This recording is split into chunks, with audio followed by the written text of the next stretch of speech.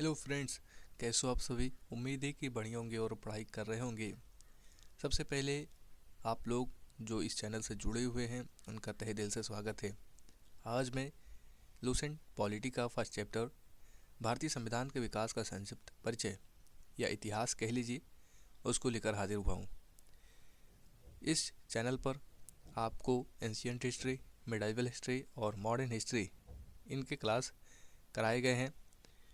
Ancient history और medieval history के class ख़त्म हो चुके हैं, तो जो लोग नहीं देखे हैं वो इस चैनल के प्लेलिस्ट में जाकर के देख सकते हैं। आज हमारा टॉपिक है भारतीय संविधान के इतिहास का संक्षिप्त इतिहास। ये पॉलिटी का फर्स्ट चैप्टर है या फर्स्ट टॉपिक है, तो इसको हम कवर करेंगे। हो सकता है कि एक टॉपिक और भी ऐड कर लिया जाए, तो आप इस वीडियो के अंत तक बने रहें, आपको काफ़ी फ़ायदा होने वाला है। तो चलिए शुरू करते हैं। 1757 ईस्वी की प्लासी की लड़ाई, यहाँ से हाइलाइटर ले लेता हूँ।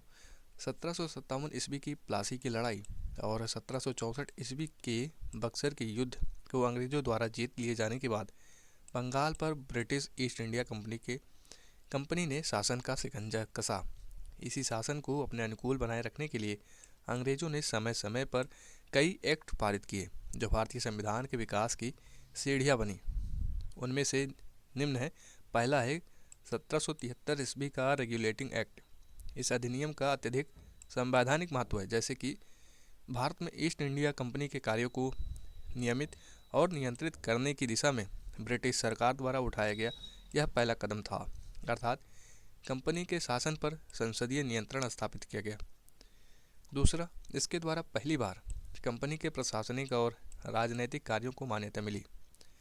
तीसरा, इसके द्वारा केंद्रीय प्रशासन की नींव रखी गई। यह 1773 ईस्वी का रेगुलेटिंग एक्ट कब आया था, तो आप मॉडर्न हिस्ट्री के चैप्टर में देख सकते हैं। यहाँ पर मैं मॉडर्न हिस्ट्री ओपन कर रहा हूँ।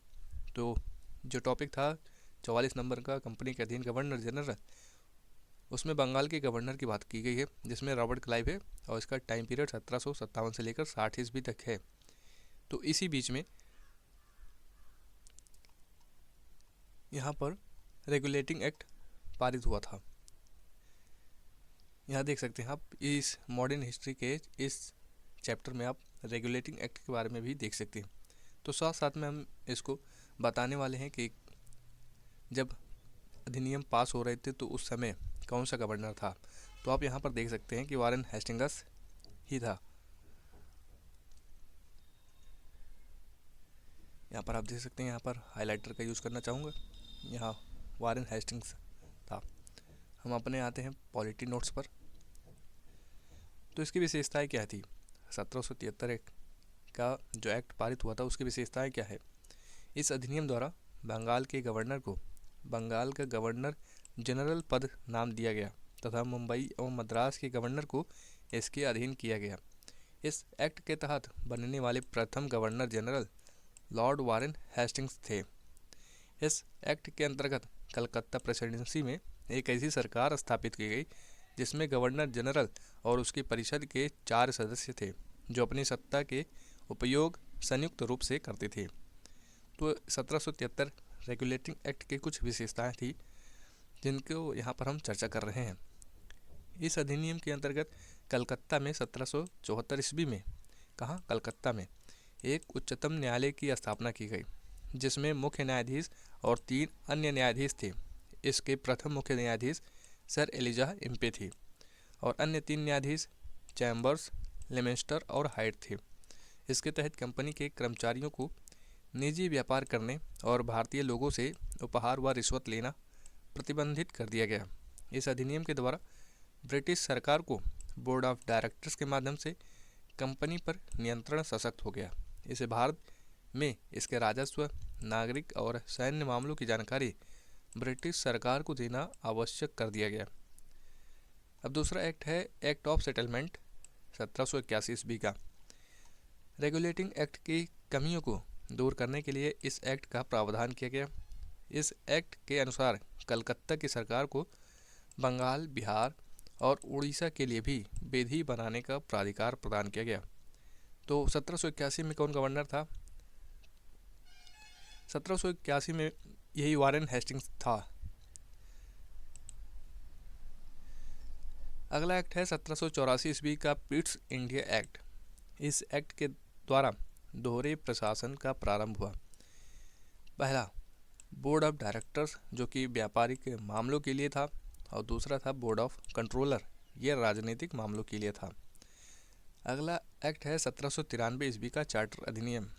इसके द्वारा नियंत्रण बोर्ड के सदस्यों तथा कर्मचारियों के वेतन आदि को भारतीय राजस्व में से देने की व्यवस्था की गई थी।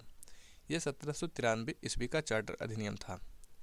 तो 1794 में भी हम देख लेते हैं कौन सा था, कौन सा गवर्नर था। तो आप एक मिनट, यहाँ आप देख सकते हैं कि लॉर्ड कॉर्नवालिस के बाद जो गवर्नर था वो सर जॉन शोर। इसके समय में जो एक्ट पारित हुआ था 1793 ईस्वी का चार्टर अधिनियम, उसी समय सर जॉन शोर गवर्नर था। अगला है एक्ट 1813 ईस्वी का चार्टर अधिनियम। इस अधिनियम की मुख्य विशेषता यह है कंपनी के अधिकार पत्र को 20 वर्षों के लिए बढ़ा दिया गया। कंपनी के भारत के साथ व्यापार करने का एक अधिकार छीन लिया गया, किंतु उसे चीन के साथ व्यापार एवं पूर्वी देशों के साथ चाय के व्यापार के संबंध में 20 वर्षों के लिए एक अधिकार प्राप्त रहा। कुछ सीमाओं के अधीन सभी ब्रिटिश नागरिकों के लिए भारत के साथ व्यापार खोल दिया गया। 1813 से पहले ईसाई पादरियों को भारत में आने की आज्ञा नहीं थी, परंतु 1813 ईस्वी के अधिनियम द्वारा ईसाई पादरियों को आज्ञा प्राप्त करके भारत आने की सुविधा मिल गई। अगला एक्ट है 1833 ईस्वी का चार्टर अधिनियम। इस अधिनियम की मुख्य विशेषताएं हैं इसके द्वारा कंपनी के व्यापारिक अधिकार पूर्णतः समाप्त कर दिए गए। अब कंपनी का कार्य ब्रिटिश सरकार की ओर से मात्र भारत का शासन करना रह गया। बंगाल के गवर्नर जनरल को भारत का गवर्नर जनरल कहा जाने लगा। बम्बई तथा मद्रास की परिषदों की विधि निर्माण शक्तियों को वापस ले लिया गया। विधिक परामर्श हेतु गवर्नर जनरल की परिषद में विधि सदस्य के रूप में चौथे सदस्य को शामिल किया गया। भारत में दास प्रथा को विधि विरुद्ध घोषित कर दिया गया तथा 1843 ईस्वी में उसका उन्मूलन कर दिया गया। अधिनियम की धारा 87 के तहत कंपनी के अधीन पद था, कंपनी के अधीन पद धारण करने के लिए किसी व्यक्ति को धर्म, जन्मस्थान, मूल वंश या रंग के आधार पर अयोग्य न ठहराए जाने का उपबंध किया गया। गवर्नर जनरल की परिषद को राजस्व के संबंध में पूर्ण अधिकार प्रदान करते हुए गवर्नर जनरल को संपूर्ण देश के लिए एक ही बजट तैयार करने का अधिकार दिया गया। भारतीय कानूनों का वर्गीकरण किया गया तथा इस कार्य के लिए विधि आयोग की नियुक्ति की व्यवस्था की गई। 1834 में लॉर्ड मैकाले की अध्यक्षता में प्रथम विधि आयोग का गठन किया गया। तो आप यहाँ पर देख सकते हैं कि 1833 में कौन था। एक मिनट,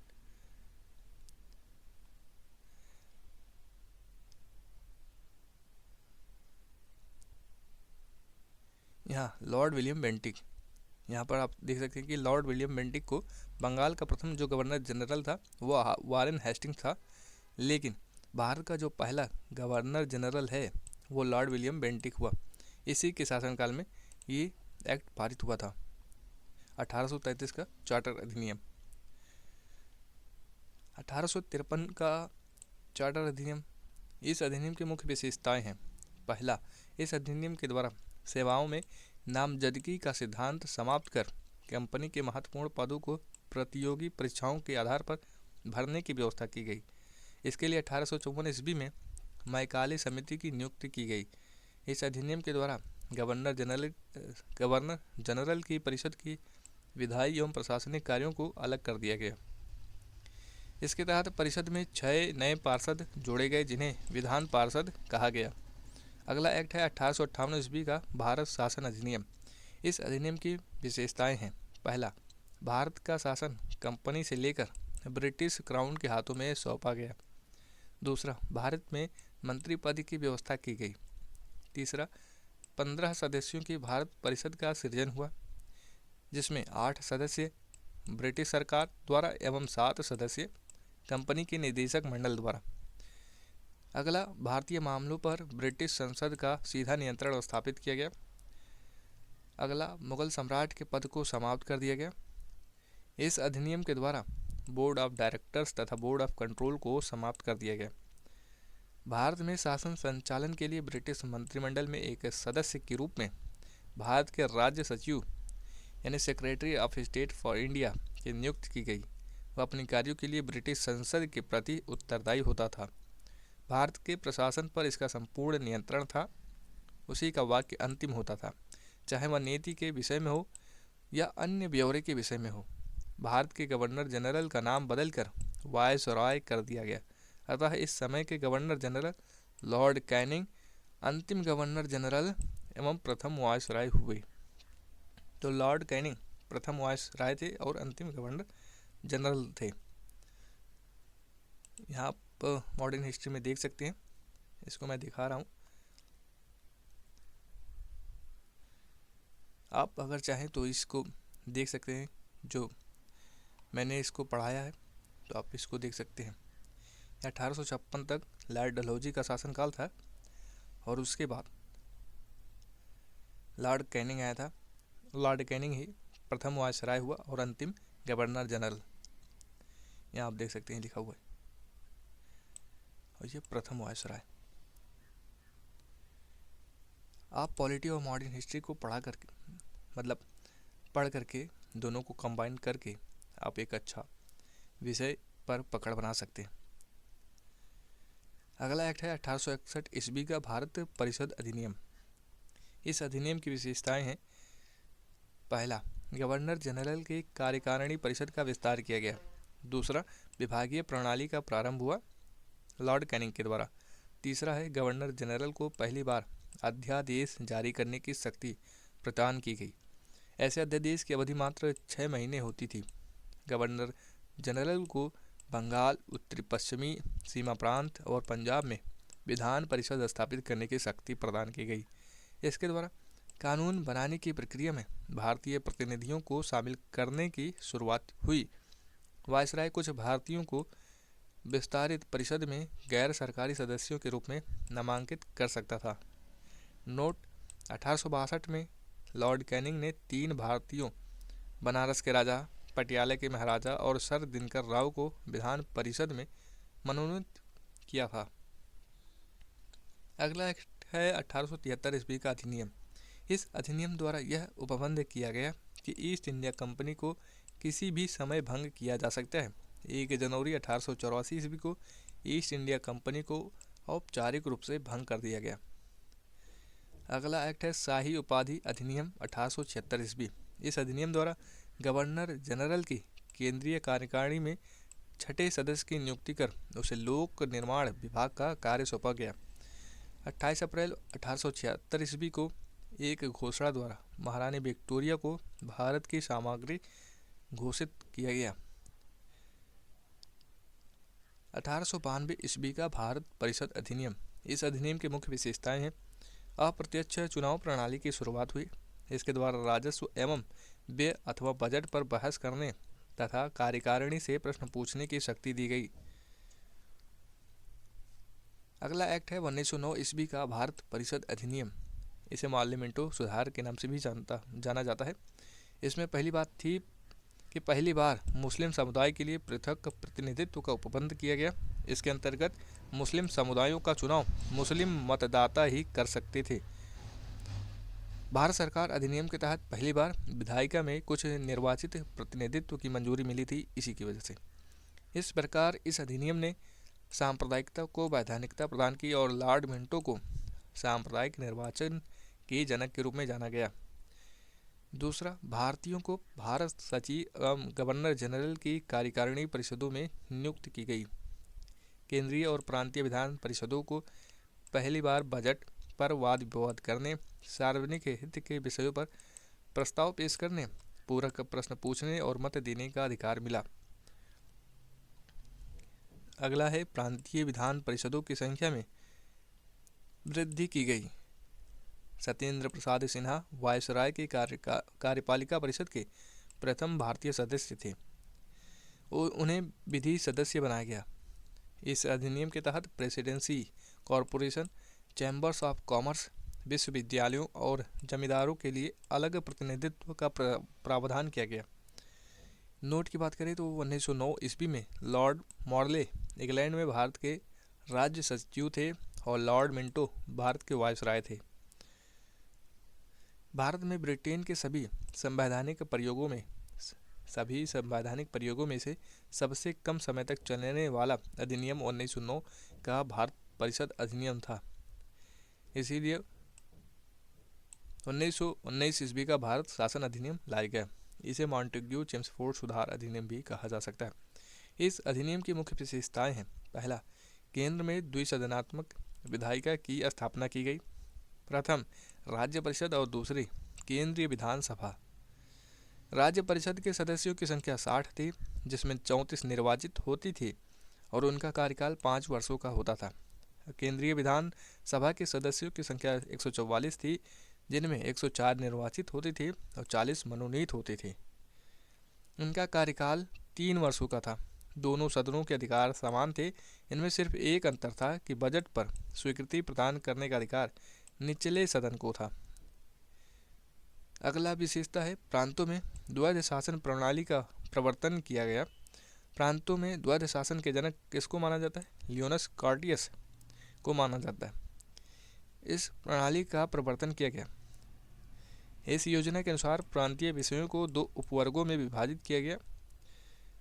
पहला आरक्षित और दूसरा हस्तांतरित या आंतरिक विषय में इसे विभाजित किया गया। आरक्षित विषय क्या थे? जैसे कि इसमें वित्त, भूमि कर, अकाल सहायता, न्याय, पुलिस, पेंशन, आपराधिक जनजातियाँ, छापाखाना, समाचार पत्र, सिंचाई, जलमार्ग, खान कारखाना, बिजली, गैस, बॉयलर, श्रमिक कल्याण, औद्योगिक विवाद, मोटर गाड़ियाँ, छोटे बंदरगाह और सार्वजनिक सेवाएं आदि सम्मिलित थी। आरक्षित विषय में ये सभी चीज़ें थीं। और जो दूसरा विभाजन था वो था हस्तांतरित विषय का।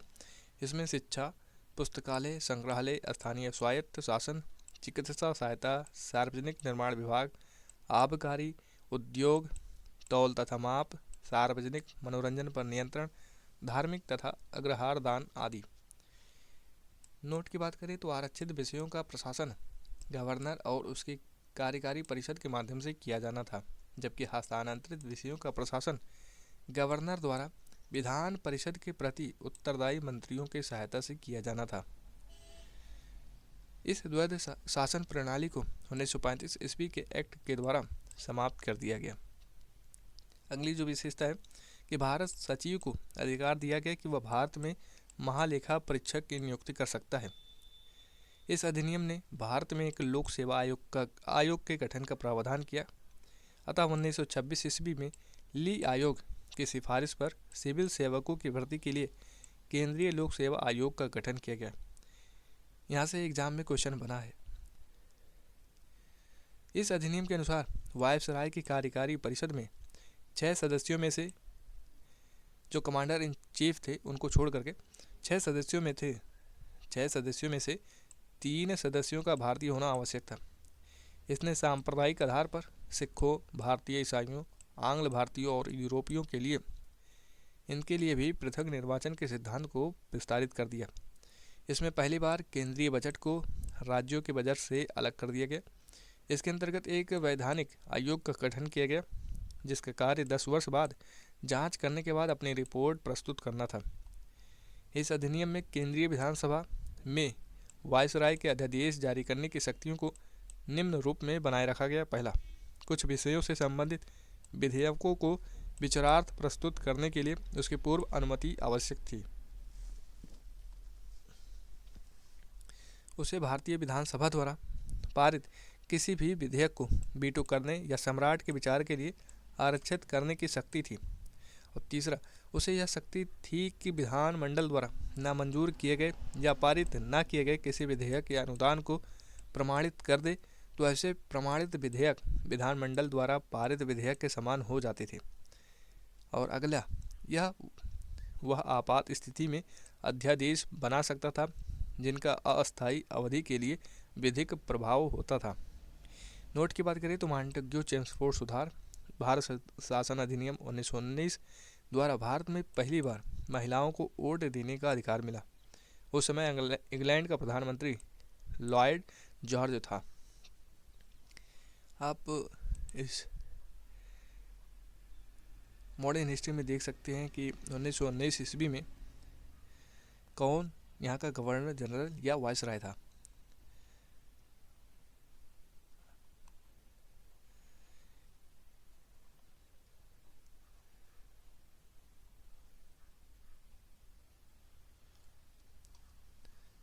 लॉर्ड हार्डिंग द्वितीय, इनका समय जो है 1910 से 16 का है।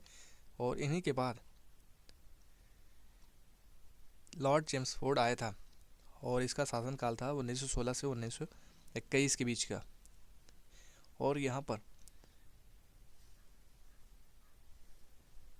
इसने सैटलर आयोग का गठन किया, शिक्षा पर सैटलर आयोग का गठन किया। इसी के काल में रोलेट एक्ट भी पारित हुआ था और इसी के काल में जलियांवाला बाग अमृतसर हत्याकांड भी हुआ था। और पॉलिटी में हम उसको नहीं पढ़ रहे हैं, केवल ये इस पर बात कर रहे हैं कि संवैधानिक विकास का क्रम क्या था। अगला जो एक्ट पारित हुआ 1935 ईस्वी का भारत शासन अधिनियम था। यह साइमन कमीशन की रिपोर्ट पर आधारित था। 1935 ईस्वी के अधिनियम में 321 अनुच्छेद और 10 अनुसूचियाँ थीं। इस अधिनियम की मुख्य विशेषताएं इस प्रकार हैं। पहला, अखिल भारतीय संघ। यह संघ 11 ब्रिटिश प्रांतों, 6 चीफ कमिश्नर के क्षेत्रों और उन देशी रियासतों से मिलकर बनना था जो स्वेच्छा से संघ में शामिल हो गए थे। प्रांतों के लिए संघ में सम्मिलित होना अनिवार्य था, किंतु देशी रियासतों के लिए यह स्वैच्छिक था। देशी रियासतें संघ में सम्मिलित नहीं हुई और प्रस्तावित संघ की स्थापना संबंधी घोषणा पत्र जारी करने का अवसर ही नहीं आया। दूसरा, प्रांतीय स्वायत्तता। इस अधिनियम के द्वारा प्रांतों में द्वैध शासन व्यवस्था का अंत कर उन्हें एक स्वतंत्र और स्वशासित संवैधानिक आधार प्रदान किया गया। तीसरा, केंद्र में द्वैध शासन की स्थापना। इस अधिनियम में विधायी शक्तियों को केंद्र एवं प्रांतीय विधानमंडलों के बीच विभाजित किया गया। इसके तहत परिसंघ सूची, प्रांतीय सूची एवं समवर्ती सूची का निर्माण किया गया। इसमें पहला है, परिसंघ सूची के विषयों पर परिसंघ विधानमंडल को विधान बनाने की अनन्य शक्ति थी। इस सूची में विदेशी कार्य, करेंसी और मुद्रा, नौसेना, सेना, वायुसेना और जनगणना जैसे विषय थे। प्रांतीय सूची के विषयों पर प्रांतीय विधानमंडलों की अनन्य अधिकारिता थी, यानी इस सूची में वर्णित विषयों पर प्रांतीय विधानमंडल को कानून बनाने का अधिकार था। प्रांतीय सूची के कुछ विषय थे जैसे कि पुलिस, प्रांतीय लोक सेवा और शिक्षा। समवर्ती सूची के विषयों पर परिसंघ एवं प्रांतीय विधानमंडल दोनों विधान बनाने के लिए सक्षम थे। समवर्ती सूची के कुछ विषय थे दंड विधि और प्रक्रिया। दूसरा है सिविल प्रक्रिया और विवाह एवं विवाह विच्छेद आदि।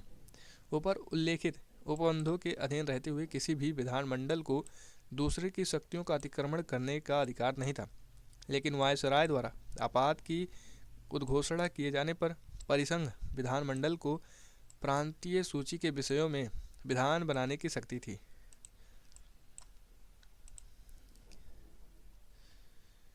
दो प्रांतीय विधानमंडलों के अनुरोध पर भी परिसंघ विधानमंडल प्रांतीय विधानमंडल के विषय में विधान बना सकती थी।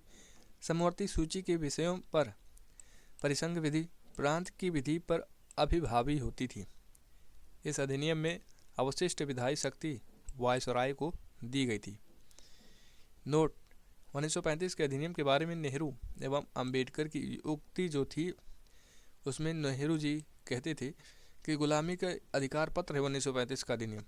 और दूसरी बात जो कही, उन्होंने इसके बारे में कहा कि यह एक कार जिसमें ब्रेक तो है पर इंजन नहीं है। और अंबेडकर जी ने कहा, मुझे इस आरोप के संबंध में कोई क्षमा नहीं मांगनी कि संविधान के प्रारूप में गवर्नमेंट ऑफ इंडिया एक्ट 1935 के बड़े भाग को पुनः उत्पादित कर दिया गया है। जो अगला इसमें विशेषता था वो था संघीय न्यायालय की व्यवस्था। इसका अधिकार क्षेत्र प्रांतों तथा रियासतों तक विस्तृत था।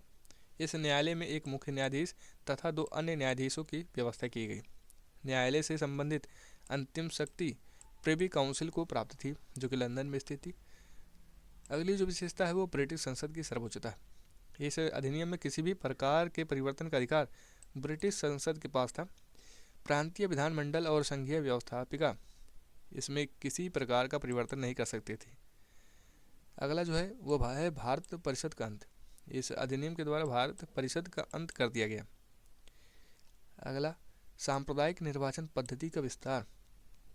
संघीय तथा प्रांतीय व्यवस्थापिकाओं में विभिन्न संप्रदायों को प्रतिनिधित्व देने के लिए सांप्रदायिक निर्वाचन पद्धति को जारी रखा गया और उसका विस्तार दलित जातियों, महिलाओं और मजदूर वर्ग तक कर दिया गया। इस अधिनियम में प्रस्तावना का अभाव था। इसके द्वारा बर्मा को भारत से अलग कर दिया गया, अदन को इंग्लैंड के औपनिवेशिक कार्यालय के अधीन कर दिया गया और बरार को मध्य प्रांत में शामिल कर लिया गया। इसके अंतर्गत देश की मुद्रा और साख पर नियंत्रण के लिए भारतीय रिजर्व बैंक की स्थापना की गई। इसने मताधिकार का विस्तार किया। लगभग 10% जनसंख्या को मत अधिकार मिल गया। नोट की बात करें तो भारत सरकार अधिनियम 1935 के कारण बम्बई से सिंध प्रांत का निर्माण हुआ। अगला जो एक्ट है वो 1947 ईस्वी का भारतीय स्वतंत्रता अधिनियम एक्ट है। ब्रिटिश संसद में 4 जुलाई 1947 को भारतीय स्वतंत्रता अधिनियम प्रस्तावित किया गया, जो 18 जुलाई 1947 को स्वीकृत हो गया। इस अधिनियम में 20 धाराएं थी। इस अधिनियम के प्रमुख प्रावधान निम्न हैं। पहला, 2 अधिराज्यों की स्थापना। 15 अगस्त 1947 को भारत एवं पाकिस्तान नामक 2 अधिराज्य बना दिए जाएंगे और उनको ब्रिटिश सरकार सत्ता सौंप देगी। सत्ता का उत्तरदायित्व दोनों अधिराज्यों की संविधान सभा को सौंपी जाएगी।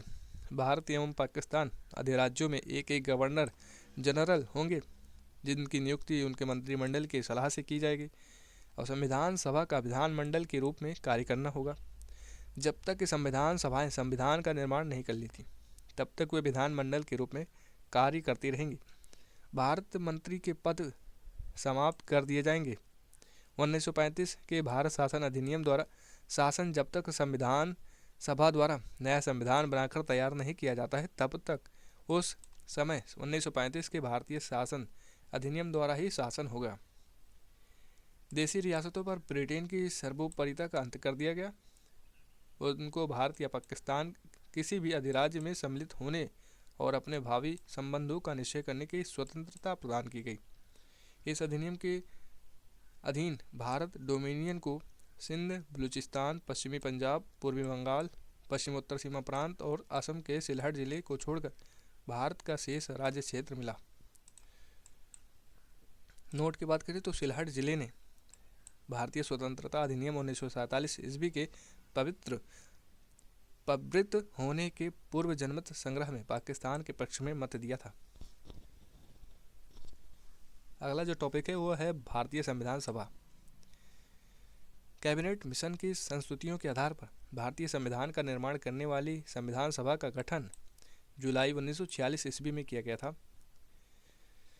कैबिनेट मिशन के सदस्य sir Stafford Cripps, lord Pethick Lawrence तथा एबी अलेक्जेंडर थे।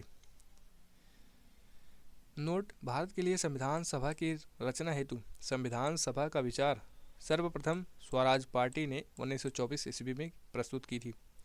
संविधान सभा के सदस्यों की कुल संख्या 389 निश्चित की गई थी, जिसमें 292 ब्रिटिश प्रांतों के प्रतिनिधि, 4 चीफ कमिश्नर क्षेत्रों के प्रतिनिधि एवं 93 देशी रियासतों के प्रतिनिधि थे। मिशन योजना के अनुसार जुलाई 1946 ईस्वी में संविधान सभा का चुनाव हुआ। कुल 389 सदस्यों में से प्रांतों के लिए निर्धारित 296 सदस्यों के लिए चुनाव हुए, जिन्हें विभिन्न प्रांतों की विधानसभाओं द्वारा चुना गया।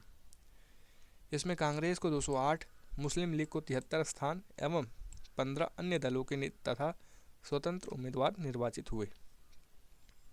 9 दिसंबर 1946 ईस्वी को संविधान सभा की प्रथम बैठक नई दिल्ली स्थित काउंसिल चैम्बर के पुस्तकालय भवन में हुई।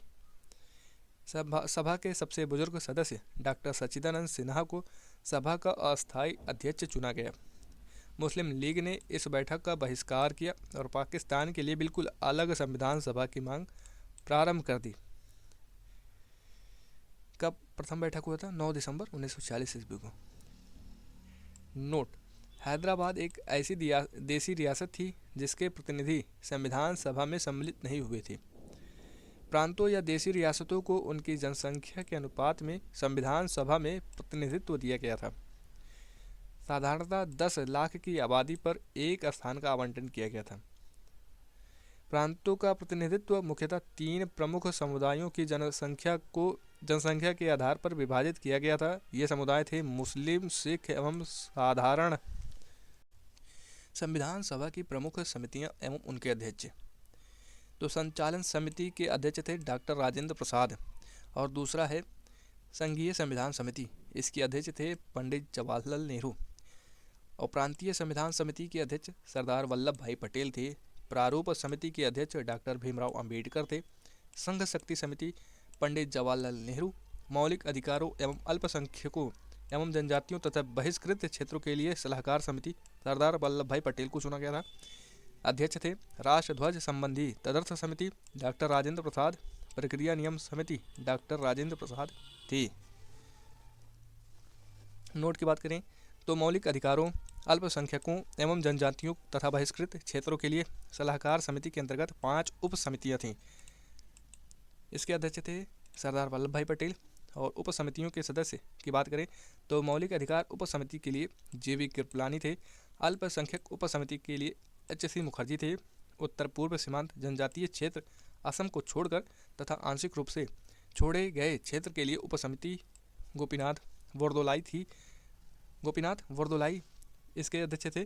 छोड़े गए एवं आंशिक रूप से छोड़े गए क्षेत्रों असम में सिंचित क्षेत्रों के अलावा इसके उपसमिति AV ठक्कर थे।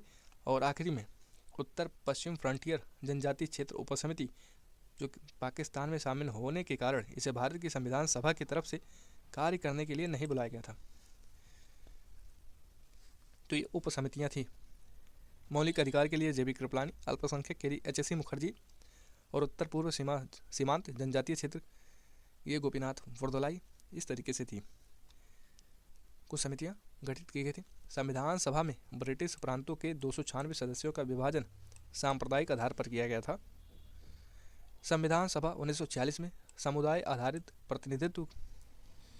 तो समुदाय यहाँ पर है हिंदू समुदाय, इसमें सदस्यों की संख्या थी 163, मुस्लिम 80, अनुसूचित जाति के लिए 31 और भारतीय ईसाई के लिए 6, पिछड़ी जनजातियों के लिए भी 6, सिख के लिए 4, एंग्लो इंडियन के लिए 3 और पारसी के लिए 3।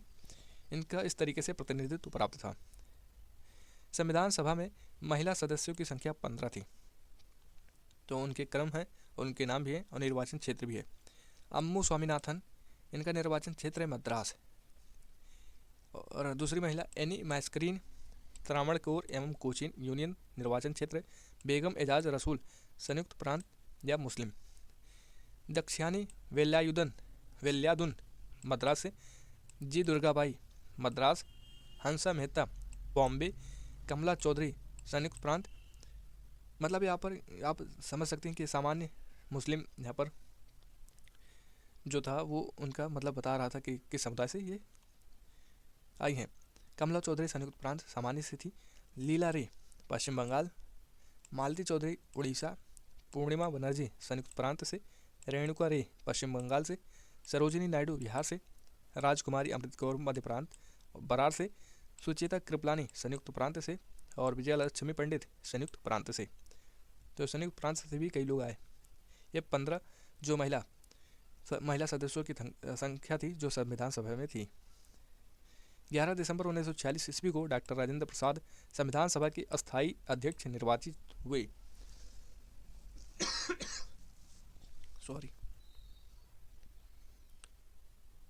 संविधान सभा ने 2 उपाध्यक्ष बनाने का संकल्प लिया, जिसके तहत पहले उपाध्यक्ष HC मुखर्जी 25 जनवरी 1947 को एवं दूसरे उपाध्यक्ष VT कृष्णामचारी 16 जुलाई 1947 को चुने गए। संविधान सभा की कार्यवाही 13 दिसंबर 1946 को जवाहरलाल नेहरू द्वारा पेश किए गए उद्देश्य प्रस्ताव के साथ प्रारंभ हुआ। 22 जनवरी 1947 को उद्देश्य प्रस्ताव की स्वीकृति के बाद संविधान सभा ने संविधान निर्माण हेतु अनेक समितियां नियुक्त की। इनमें प्रमुख थी वार्ता समिति, संघ संविधान समिति, प्रांतीय संविधान समिति, संघ शक्ति समिति, प्रारूप समिति।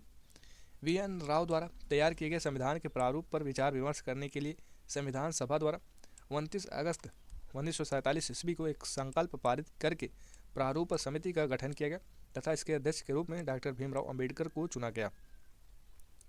प्रारूप समिति के सदस्यों की संख्या 7 थी, जो इस प्रकार है। पहला, डॉक्टर भीमराव अंबेडकर अध्यक्ष थे। एन. गोपाल स्वामी अयंगर, अल्लादी कृष्णा स्वामी अय्यर, कन्हैयालाल माणिक लाल मुंशी, सैयद मोहम्मद सादुल्ला, एन. माधवराव वी.एल. मित्र के स्थान पर, और आखिर में डी.पी. खेतान। इनकी मृत्यु 1948 ईस्वी में इनकी मृत्यु के बाद टी.टी. कृष्णामाचारी को सदस्य बनाया गया। नोट: संविधान सभा में अंबेडकर का पहली बार निर्वाचन बंगाल से तथा देश बंटवारे के बाद उनका निर्वाचन बॉम्बे से हुआ। इन्हें भारत के संविधान के मुख्य वास्तुकार एवं भारत के संविधान के जनक के रूप में माना जाता है। प्रारूप समिति ने अपना प्रारूप तैयार करने में 6 माह से भी कम का समय लिया। इस दौरान उनकी कुल 141 बैठक हुई थी। 3 जून 1947 ईस्वी को योजना के अनुसार देश का बंटवारा हो जाने पर भारतीय संविधान सभा की कुल सदस्य संख्या 334 नियत की गई, जिसमें 235 स्थान प्रांतों के लिए और 89 स्थान देशी राज्यों के लिए थे। कैबिनेट मिशन 1945 ईस्वी के प्रस्ताव पर गठित अंतरिम मंत्रिमंडल, ये कब की बात है, 2 सितंबर 1946 ईस्वी में। तो जवाहरलाल नेहरू, इनका विभाग था कार्यकारी परिषद के उपाध्यक्ष, विदेश मामले तथा राष्ट्रमंडल के ये विभाग को जिम्मेदारी ली थी। वल्लभ भाई पटेल गृह, सूचना और प्रसारण, बलदेव रक्षा, जॉन मथाई उद्योग तथा आपूर्ति, सी राजगोपालाचारी शिक्षा, सी.एच. भाभा कार्य, खान एवं बंदरगाह, राजेंद्र प्रसाद खाद्य एवं कृषि, आसफ अली रेलवे, जगजीवन राम श्रम विभाग से जुड़े थे।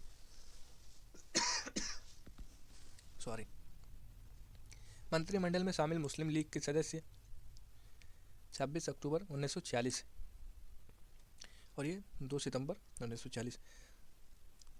इसमें लियाकत अली खान वित्त विभाग, आई चुंदरीगर वाणिज्य विभाग, अब्दुल रब नस्तर संचार विभाग, जोगेंद्र नाथ मंडल विधि बंगाल SCF चीफ थे, गजानतर अली खां स्वास्थ्य विभाग से जुड़े थे। देश विभाजन के बाद संविधान सभा का पुनर्गठन 31 अक्टूबर 1947 ईस्वी को किया गया। 31 दिसंबर 1947 ईस्वी को संविधान सभा के सदस्यों की कुल संख्या 299 थी, जिसमें प्रांतीय सदस्यों की संख्या 229 एवं देशी रियासतों के सदस्यों की संख्या 70 थी।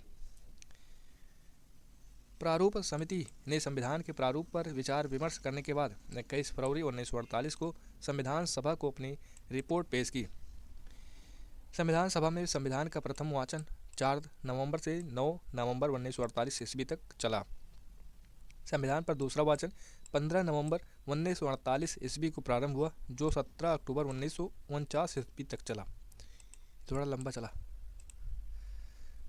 संविधान सभा में संविधान का तीसरा वाचन 14 नवंबर 1949 ईस्वी को प्रारंभ हुआ, जो 26 नवंबर 1949 ईस्वी तक चला और संविधान सभा द्वारा संविधान को पारित कर दिया गया। इस समय संविधान सभा के 284 सदस्य उपस्थित थे। स्वतंत्र भारत का पहला मंत्रिमंडल 1947 ईस्वी का। तो मंत्री और एक तरफ विभाग है। जवाहरलाल नेहरू प्रधानमंत्री, राष्ट्रमंडल तथा विदेशी मामले और वैज्ञानिक शोध, इनको विभाग मिला था। सरदार वल्लभ भाई पटेल गृह, सूचना व प्रसारण, राज्य के मामले, डॉक्टर राजेंद्र प्रसाद खाद्य एवं कृषि, मौलाना अबुल कलाम आज़ाद शिक्षा विभाग, डॉक्टर जॉन मथाई रेलवे एवं परिवहन, डॉक्टर बी.आर. अम्बेडकर विधि विभाग, जगजीवन राम श्रम विभाग, सरदार बलदेव सिंह रक्षा विभाग, राजकुमारी अमृत कौर स्वास्थ्य विभाग, सी.एच. भाभा वाणिज्य विभाग, रफ़ी अहमद किदवई संचार विभाग, R.K. षणमुगम शेट्टी वित्त विभाग, डॉक्टर श्यामा प्रसाद मुखर्जी उद्योग एवं आपूर्ति, V.N. गाडगिल कार्य, खान एवं ऊर्जा विभाग मिला था। नोट की बात करें तो भारत की रियासतों का एकीकरण करने के लिए सरदार वल्लभ भाई पटेल की अध्यक्षता में 5 जुलाई 1947 ईस्वी को रियासती विभाग बनाया गया, जिसके सचिव बीपी मेनन थे। संविधान सभा की प्रक्रिया में कुल 2 वर्ष 11 माह 18 दिन लगे। संविधान के प्रारूप पर कुल 114 दिन बहस हुई।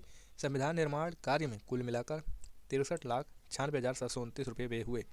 यहाँ स्टार बना हुआ है, तो इसका नीचे भी कुछ विवरण होगा। संविधान को जब 26 नवंबर 1949 ईस्वी को संविधान सभा द्वारा पारित किया गया, तब इसमें कुल 22 भाग, 395 अनुच्छेद और 8 अनुसूचियाँ थी। वर्तमान समय में संविधान में 22 भाग, 395 अनुच्छेद और 12 अनुसूचियाँ हैं। संविधान के कुल अनुच्छेदों में से 15 अर्थात 5, 6, 7, 8, 9, 60, 324, 366, 367, 379, 380, 388, 391, 392 तथा 393 अनुच्छेदों को 26 नवंबर 1949 ईस्वी को ही परिवर्तित कर दिया गया, जबकि शेष अनुच्छेदों को 26 जनवरी 1950 ईस्वी को लागू किया गया।